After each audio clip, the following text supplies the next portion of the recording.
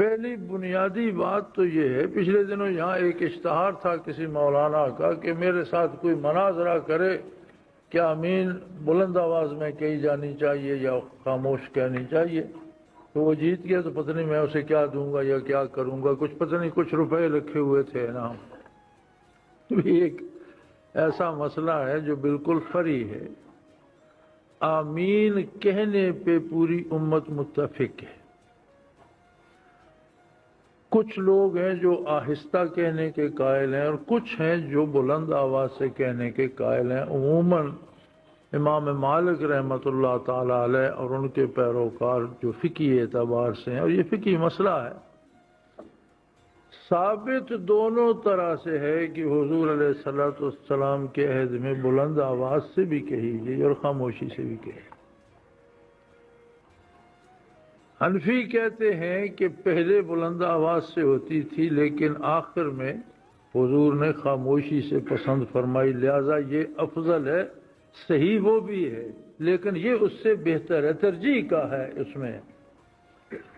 اور دوسرے حضرات کہتے ہیں نہیں، ترجیح اس کو ہے بلند آواز سے کہنے کو، یہ زیادہ بہتر ہے۔ یعنی اختلاف اگر ہے تو اس کی بھی ترجیح میں یا اس کے بہت بہتر ہونے میں غلط کوئی بھی نہیں کہتا۔ اب اس پہ مناظرے کی کیا ضرورت ہے اور اس پہ انعام رکھنے کی کیا ضرورت ہے؟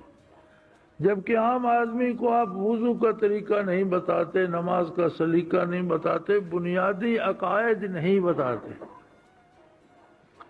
کہ اللہ کریم کے ساتھ ہمارا ایمان کس طرح ہونا چاہیے، فرشتوں کو کس طرح مانا جائے، آخرت کا عقیدہ کیا ہے، نبوت و رسالت کیا ہے، اسے کس طرح مانا جائے۔ پھر سب سے زیادہ ضروری فرائض ہیں، فرائض کا جاننا اور فرائض کا علم ہونا بھی فرض ہے۔ اس کے بعد سنت کی باری ہے، پھر مستحبات کی۔